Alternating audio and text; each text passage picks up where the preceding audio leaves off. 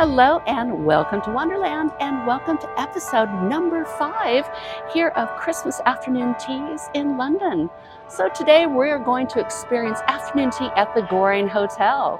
So join me down the rabbit hole and we'll experience it together.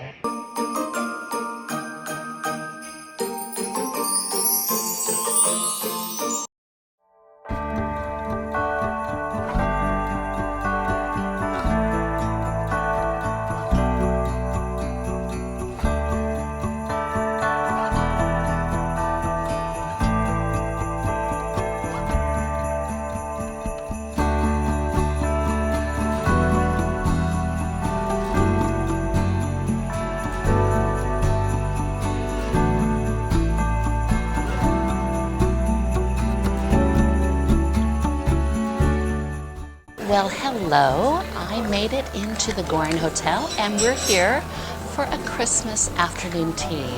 And everything looks really beautiful. I am sat out on the veranda, which overlooks the beautiful, beautiful gardens of the Goring Hotel.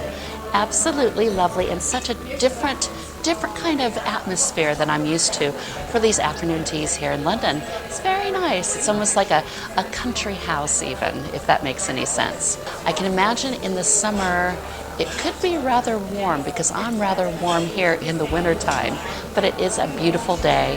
It is actually blue skies here in London, so whenever that's happening, that's always a great day. So I've got my menu right here. Very nice. And these guys are rather famous. I believe the owner, he took a trip out to the West Country and he fell in love with some sheep statues. And so he wrote to the man and he had a whole bunch of these sheep statues made for the hotel. For the festive season, the Bollinger Rosé afternoon tea. Right here, a little bit of pink rabbit juice. Cheers. So the festive season Bollinger Rosé tea comes with a glass of your Bollinger Rosé Champagne, an amuse bouche, which I was told is a salt and pepper cracker in a cute little festive Christmas tree design. Also, there's going to be a selection of finger sandwiches, freshly baked warm homemade scones with Devonshire clotted cream and jam, some cakes, bakes, and fancies and tarts. And tea also brewed to your liking, and it's £95 a person. So it's a little bit more during the festive season, but it's turning out like it's very nice so far. So if you've been following my channel for a while, I was asked if there's any dietary restrictions like normal, and I did ask the question, does the Goring Hotel butter their bread? And I did get a yes. And then I was asked, would spread be okay? And I said, no, actually, what I'd like to have is just plain bread with exactly the same kind of filling that comes with everybody else's sandwiches. So he said it's going to take a little bit longer, and I have no problem with that. So we will see if the Goring can go along with what I requested. Just, plain bread with all the fillings like it should be. So my lovely amuse bouche is actually a lovely, crispy, flaky, beautiful little cheese cracker. I mean, they only say that it's a salt and pepper cracker, but this is beautiful, mature cheese. And it's lovely with a rosé champagne. Definitely very, very nice and a great way to start this afternoon tea. Service seems very, very keen here. They had me sat down and they were asking me if I needed anything, if I was ready to order. Very quickly with sitting down, I had to just let them know that I'm here to enjoy myself and not to be hurried. So that's how we're going to play this game here at the Goring. I just received my lovely silver teapot of tea, and it's very hot. I'm going to put this down now. So today I'm having the Goring afternoon tea blend. Oh, it's so nice. And I went for a big lump of sugar in it. I think I just need a little sugar today, but oh, it's delicious. It's just a nicely balanced cup of tea.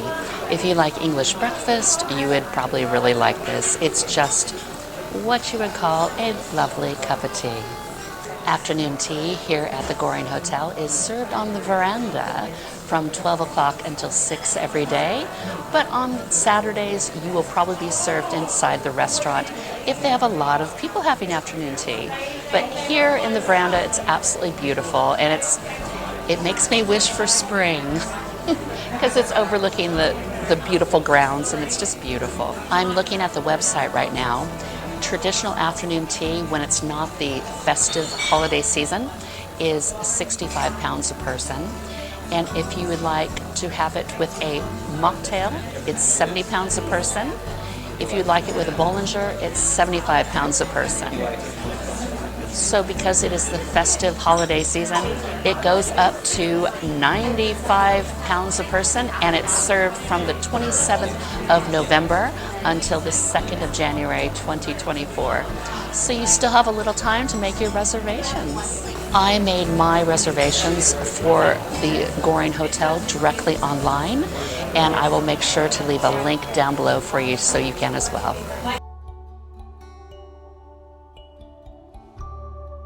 It looks like the veranda is a very, very small area to take your tea. There's about 12 tables in this whole area, so it is really, really filling up. It is now 1:30 in the afternoon on a Monday, so make sure if you're planning on visiting London to make your reservations early in advance so you are sure to be able to get in here. It looks as though there's 23 different kinds of tea that you can enjoy with your afternoon tea, including black teas and green teas, oolong.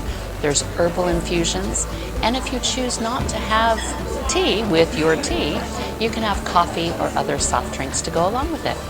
The nearest underground station for the Goring Hotel is going to be Victoria, and that is on the Victoria line or the Circle and District line.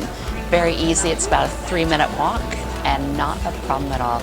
I used my Google Maps on my phone and I found it quite quickly. I think I'm going to give up my quest of requesting, please do not butter my bread, because some hotels get it and some just do not. And unfortunately, this beautiful place, the Goring, just doesn't. I'm reading the menu and I tell you, I know that I asked, please let me have exactly what everybody else is having, except just don't put butter on my bread. That's it. I just don't understand. So this one is supposed to be a rug estate turkey with chestnut stuffing and cranberry brown bread. So this looks like a beautiful, beautiful turkey sandwich, as you can see. But there is no stuffing, and it's not a cranberry brown bread. So I'm very disappointed. I'm going to have to ask to have, you know, just what everybody else gets so I can try the difference, definitely. I will tell you, this is one of the nicest turkey sandwiches I've ever had in my life. It is beautiful. The chunks of turkey makes it taste so incredibly fresh. And it's on white bread, which is just fine. And it's like, there is a flavor that almost gives off a little spice with it. It's absolutely delicious. And once again, you can see how large the pieces are. So with this afternoon tea, you can have as many sandwiches as you like. I believe the desserts as well. It's all included in part of your package. So I did ask for another turkey one and the smoked salmon one. And I'm going to go through and try the normal way as well as the way that I was given these sandwiches. So I'm looking forward to that, and I will let you know how that goes as well. This is the regular turkey, the roasted turkey, and it looks like I have a little bit of lettuce in here now. So this is what, you know, just the normal groups get. Now I will tell you that the bread is much not as soft, because it must have been made a while back, and it definitely has butter on it. Huge bit of butter. So let's try this. This sandwich was delicious. I think with the lettuce gave it that crunch. I still do not denote the chestnut stuffing, but whatever's going on with their turkey here, they know what they're doing. It's a beautiful, beautiful turkey sandwich. Really impressed with it. My next sandwich is a Wigmore Brie, cranberry and lettuce on brown bread.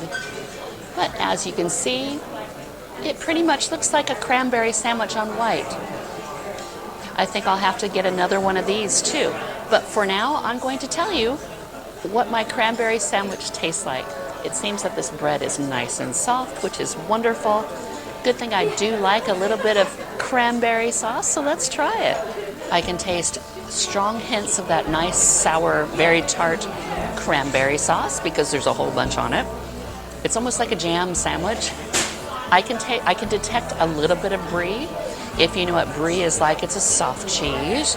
It can be quite earthy, which is my favorite. But yes,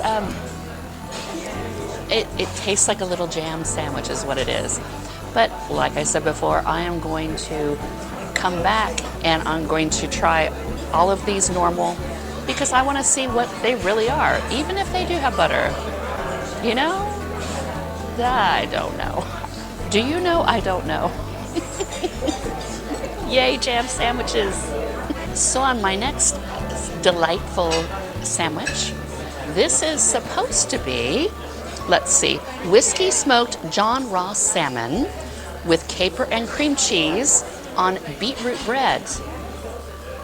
Well, it's certainly not beetroot bread, but it seems like there's quite a bit of salmon, which I'm looking forward to.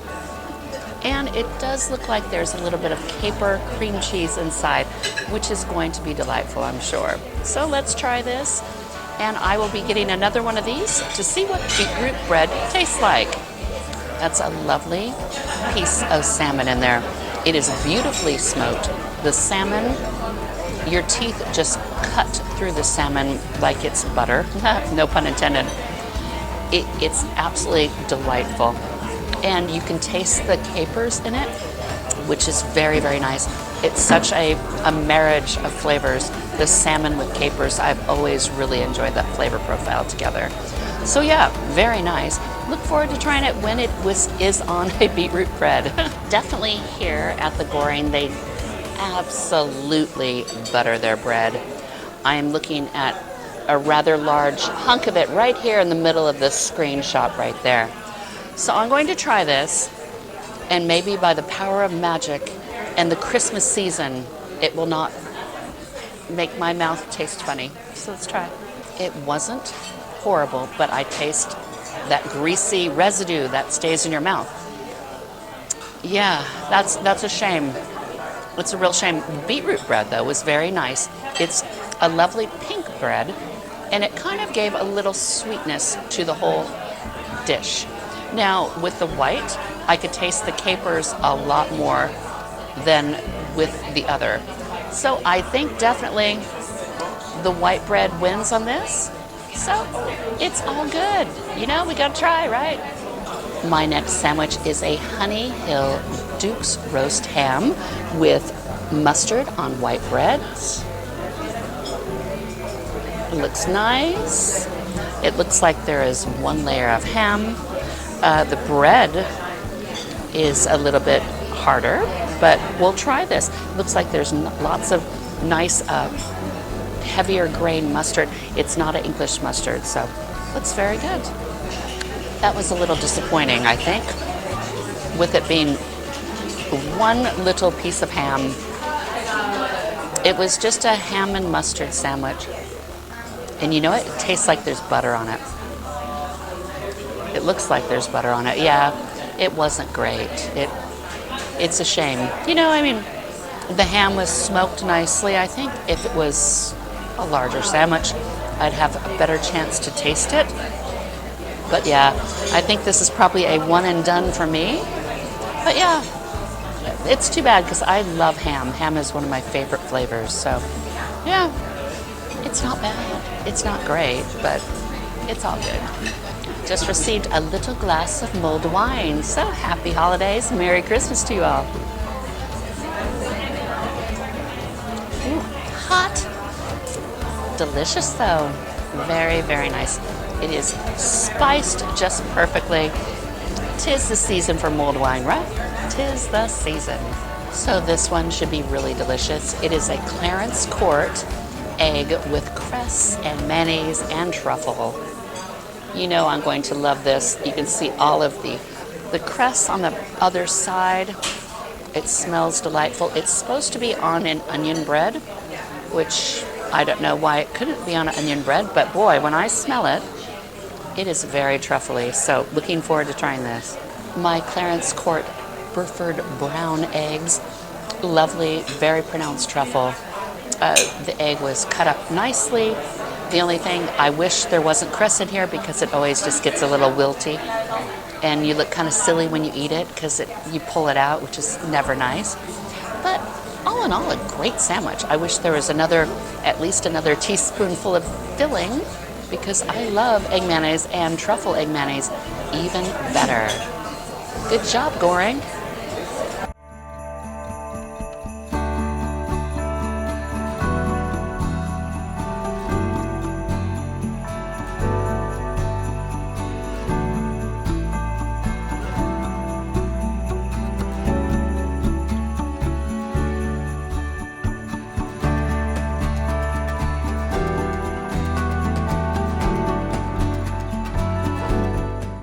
It is now halftime. I have my scone. I'm going to choose a lovely little fruited scone, of course. Here it is, absolutely lovely. I've got raspberry jam, and I also have a very healthy serving of clotted cream. Look at this. Absolutely beautiful. So I'm going to tell you how this little scone is. I just tried my scone. It was nice and cooked on the outside, but it was a little bit more doughy than I'm used to on the inside. It was more of a chewy type scone on the inside. Clotted cream was lovely and creamy, just how it should be. And the strawberry jam was very delightful. It tasted like it was homemade. There was a lot of, proper strawberry flavor in there. There's also a raspberry kind, so maybe next time I'll try a little bit of raspberry. Now it's time for a little bit of patisserie. So this is a maple and roasted pecan cake with chantilly. And we are looking at a little bit of Christmas here. Looks very nice. It's like a little loaf cake. I'm going to take my knife and fork to it because nobody needs to see me do silly stuff. And there's a little bit of glitter to it, which I love a little bit of glitter, you know that. Ooh, very nice. It's very moist, it seems like. Here's what it looks like. Very good. So let's have a bite. So like I said before, it's a little loaf cake. It's very dense on the inside. You can definitely taste the maple, and there's a little bit of pecans in there. That cranberry chantilly did make that little loaf cake very nice because the cake itself is rather sweet and the chantilly cream on top is a little bit more tart, and it's rather airy, and it really makes the dessert nice. But yes, it's just a lovely little loaf cake. It'd probably be very good with some nice hot tea, but I think I messed around to have hot tea. Oh yes, with tea, that is definitely a welcome addition. And now we're up to something that looks very special. It is a decadent chocolate and salted caramel choux. Look at this. Isn't it just gorgeous? And I'm going to turn it around because look at this. It has a little bit of gold flaking on it. Very nice. I'm going to take my knife and fork to this and see what this little choux can give me. Here's what it looks like on the inside. Now, it was definitely a decadent little choux bun. There was definitely a lot of chocolate in there, and the salted caramel kind of broke up the sweetness. And I did denote or detect a bit of cinnamon in it, which made it taste more holiday-like. Yeah, a lovely, lovely little patisserie. Very pleased with that. It was very rich. There were little pearls as well. And like I said, the gold leaf. Very lovely little patisserie. I believe the little pearls in question, they're little pieces of coconut. I just tried a couple of them without all the rest of the chocolate, and it definitely tasted like coconut. So the flavor profile was rich chocolate, salted caramel, cinnamon, and coconut. And we now come to the end, and what better way to finish a Christmas holiday festive tea than with a gorgeous little mince pie. Here we are with a Santa hat. Isn't he gorgeous? He is the Goring mince pie. So I will try him and let you know what I think.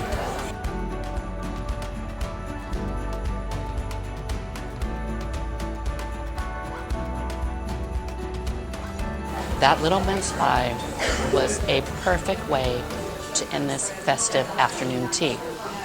It was quite compact, and there was like a crumble on top that was dusted with a little bit of powdered sugar.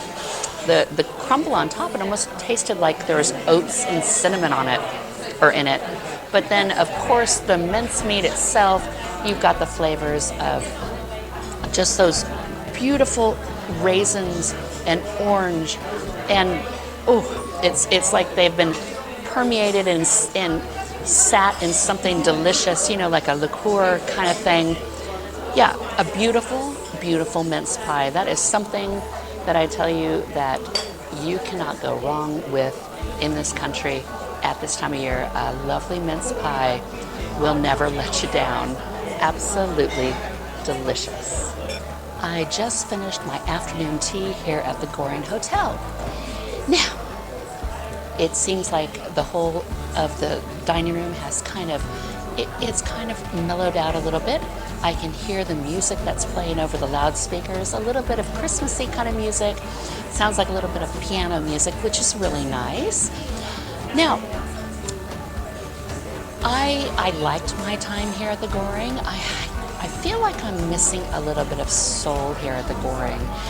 Something that I had last week. I think I can't put my finger on it. Service has been very nice. People have been very cordial, very good, if not a little bit rushed. I feel the food was fine. It wasn't up to that higher standard. It wasn't bad, but it wasn't anything to make me go, oh my goodness, this is where I need to come back. I'm very happy that I got a chance to try here at the Goring, definitely. I think the table setup's beautiful. I think the location is fabulous. But I think the food I don't feel that it was definitely up to the amount that I had to pay for it. For £95 for the afternoon, Christmas festive afternoon tea was a little high for it. I know I'm paying for the place, but during normal times, I believe you can get it as low as £60, and I'm wondering if there's that much of a difference. So I'll have to come back, I guess, during the normal time and see what's different. But other than that, I'm glad that I got to do this. I'm glad I was able to show you, the Goring Hotel. I've always wanted to know where Kate Middleton spent the night before her marriage to Prince William. So it's all good. Now we both know, don't we? So thank you very much for watching. Please like and subscribe, and I will see you next week for, I believe, our final Christmas afternoon tea in this series. Is it, or will there be another one? I don't know. You'll have to stay tuned and find out. But anyways, we'll see you next Friday. Thank you for watching. Bye-bye.